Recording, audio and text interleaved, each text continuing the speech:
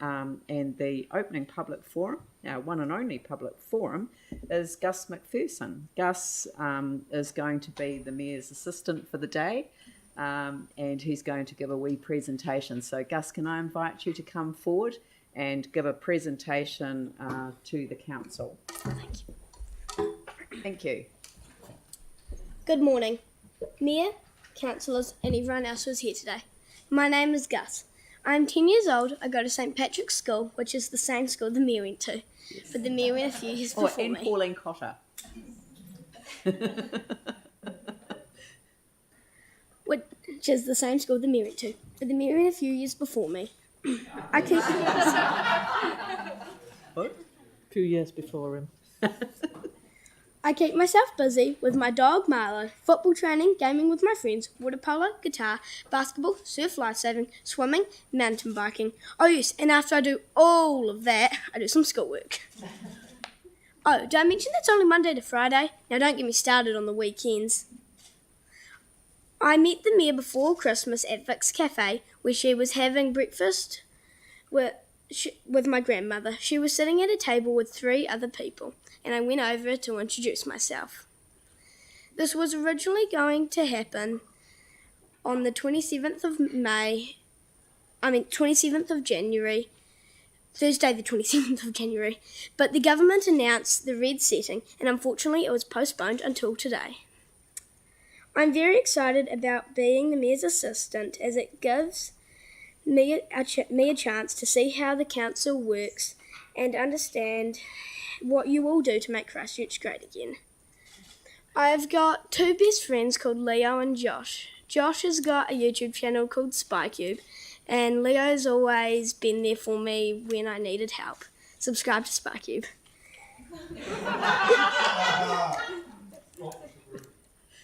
What I really like about Christchurch is Margaret Mayhew Park, Riverside Markets, Lime Scooters, the new library and Rocking Gelato. And I'm looking forward to the new pool and stadium.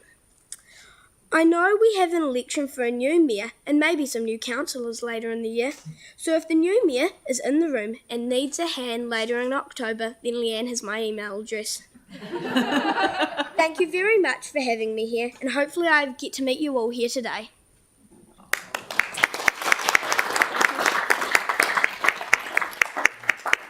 Thank you very much, Gus. Would you like to come up and join me at the top table and help me supervise the councillors? Thank you. Good luck with that.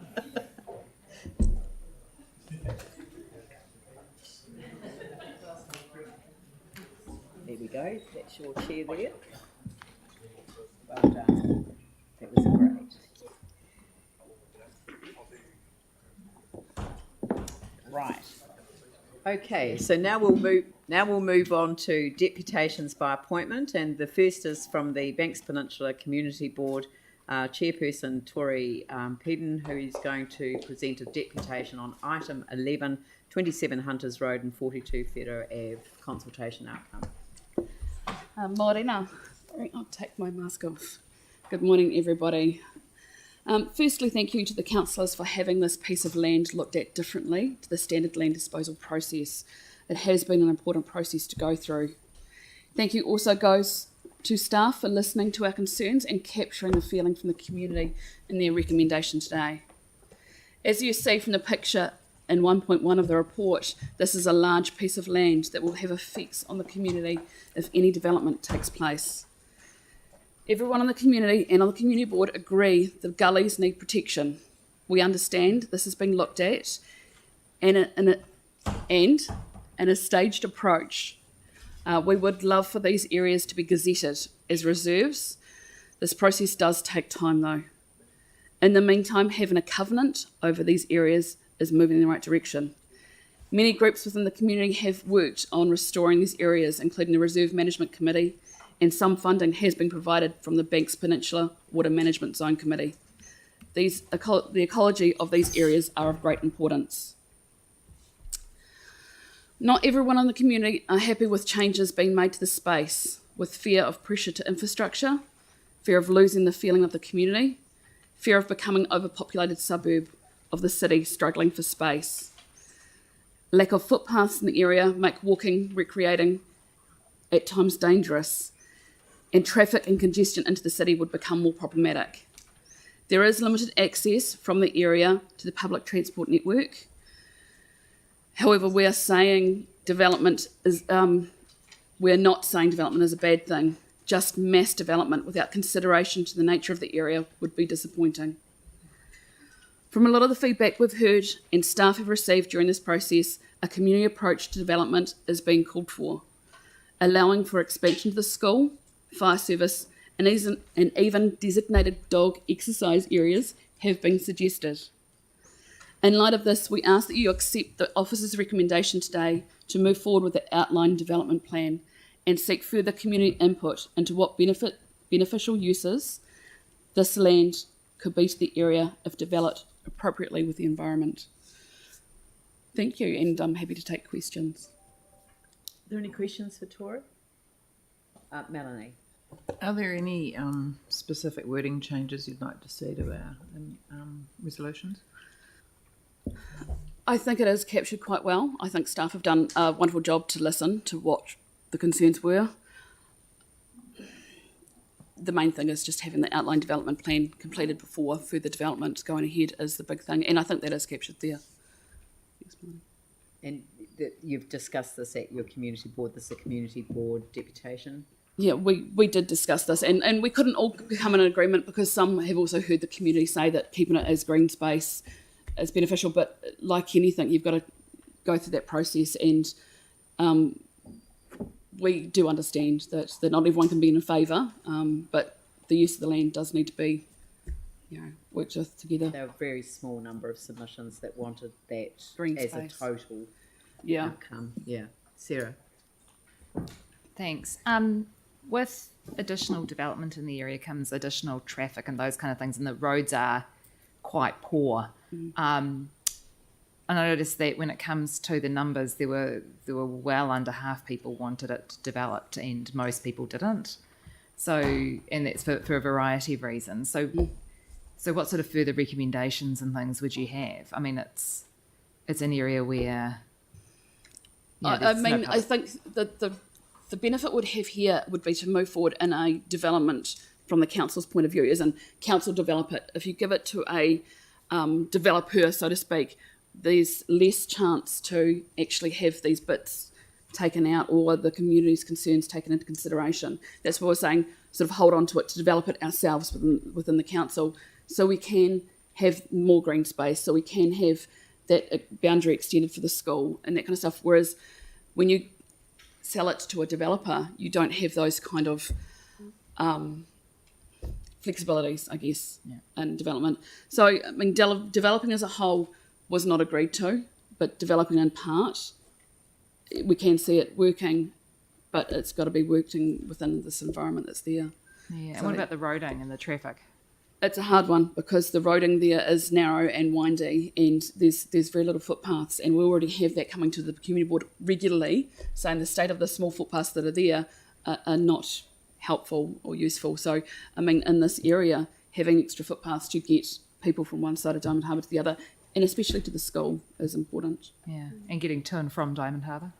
Is the public transport is via ferry. So, I mean, some people choose to do that, but then again, that's limits to getting to that ferry and then getting onto the public transport network. So it's a tough one, and that's what we're saying, these things need to be considered before any development goes on in this place, because even with the small pockets that are being developed in Church Bay, that is already putting pressure on people getting to work, going over Dyers Pass, the roading safety improvements in that area. It does put pressure in different areas. Yeah. Okay, thanks. Thank you very much. Thank you, Tori. That's much appreciated. And the second one is on the same subject. Richard Suggett, regarding Hunters Road and 27. Item 11. Sorry. Thank you, Richard. Good morning, everyone. Tēnā koutou katoa. Thank you for the opportunity. First, I'd just like to say that almost everything that Tori said, I would like to endorse. I think that was an excellent summary of the situation and the different views in the community. I'm a member of the Diamond Harbour Community Association and a member of the Diamond Harbour Reserves Committee. And I've also taken part in organising public submissions on this matter twice before. 2 times the council staff tried to go for a quick property sale, just as one piece of land, with really no protections and no consideration of the diversity of interests in the Diamond Harbour and what people wanted. I'd just like to say that we're in a much better place now, that the report that the council staff have provided is a good one in terms of weighing up the different views and the 234 submissions that were provided. So there's something to work with here.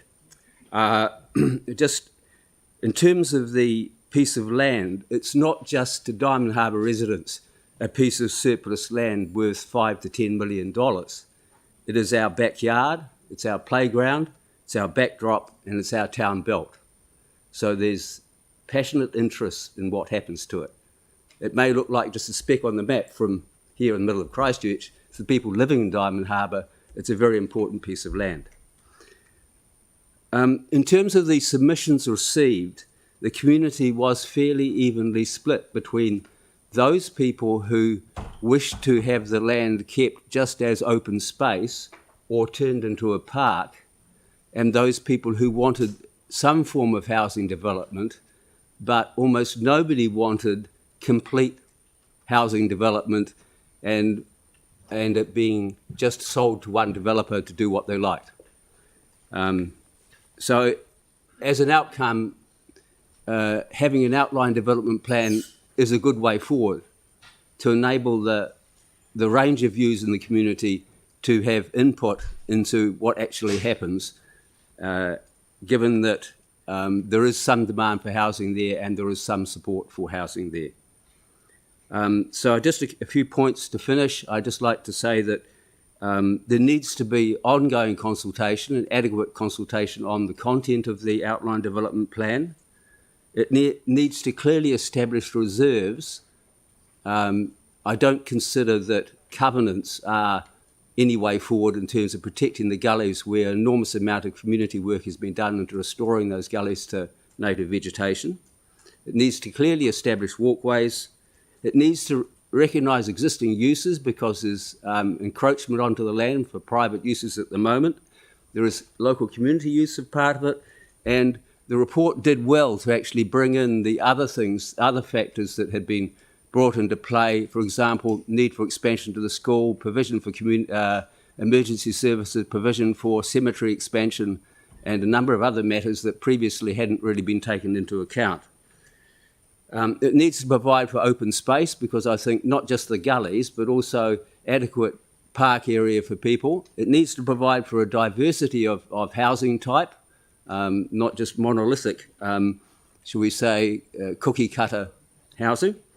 It needs to provide for adequate infrastructure, and what Tori had to say about that is very true, that the facilities in Diamond Harbour are not particularly modern and they are stretched, and access for transport is difficult, and access to that piece of land for more housing will need to be thought through.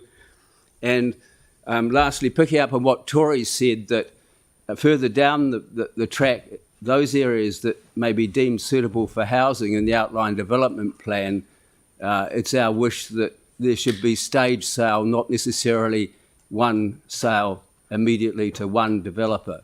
A stage sale, there's 3 ridges essentially. If you sold ridge by ridge, you could actually have stage development where you could have further consideration of what the community wants, and you could see how well things go. And while money in the pocket, shall we say, is always seen as great, I would say that there will be increased capital value to the council by holding on to those bits that it does and selling later. So don't get too carried away about the immediate money you get from selling the whole lot.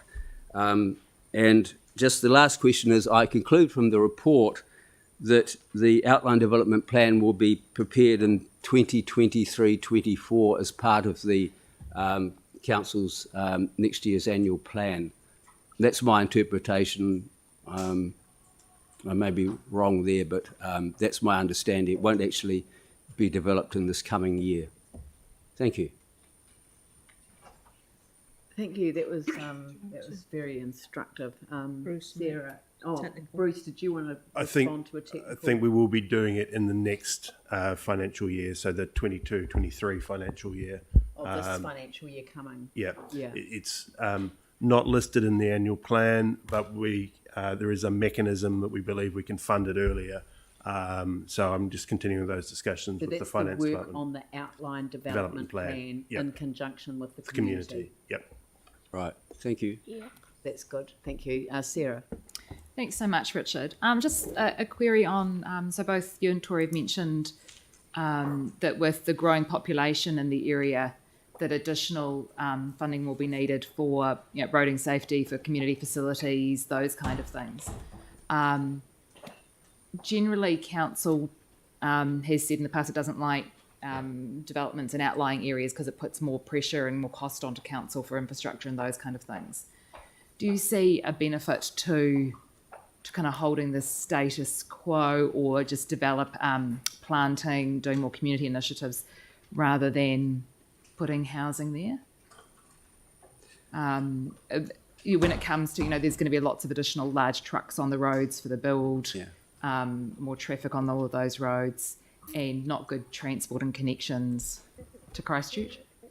Yeah, that's why I'm suggesting there should be staged development if there is to be more housing. But It's you've an got to if there is recognise to be. sorry. It's an if there is to be, though. Yeah, if there's going to be housing, it needs to be staged development. The land actually was bought for residential development back in 1908 and has been subdivided over time by councils, successive councils. And so there's almost a kind of historical legacy, shall we say, that this land is, and it is zoned residential. But it will certainly put pressure on facilities. And there is really no other space for Diamond Harbour to expand into now. Church Bay is almost now filled up, the subdivision there. There's really nowhere else to go. And the last thing we want to see is more scattered development and small lifestyle blocks going up the hill.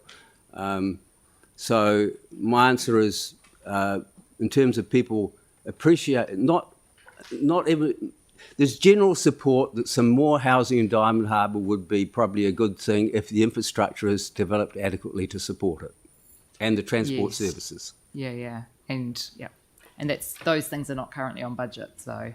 No, and the report alludes to the fact that the outline development plan can talk about the infrastructure inside the development area, but it can't actually direct that the council builds or encourages the development of the necessary infrastructure in terms of roading and pavements and water supply elsewhere to actually support the community and the increased demand on facilities. Just going to ask about DCs, but that'll be when we get to the paper. So development contributions. So, but I don't need to ask you about him. Okay. Yeah. So look, thank you very much for your presentation. It's really helpful. We've had a very good conversation about cookie cutters and what they are and what they would mean for a housing development. So we're both on side on that one, aren't we? Yep. Okay. Thank you for the dual wisdom. Thank you. Right, the next item on the agenda is the presentation of petitions, and there are none, so now we move to resolve to include the supplementary reports, which I will move. Do I have a seconder for that? Jimmy Chen. I'll put that motion. All those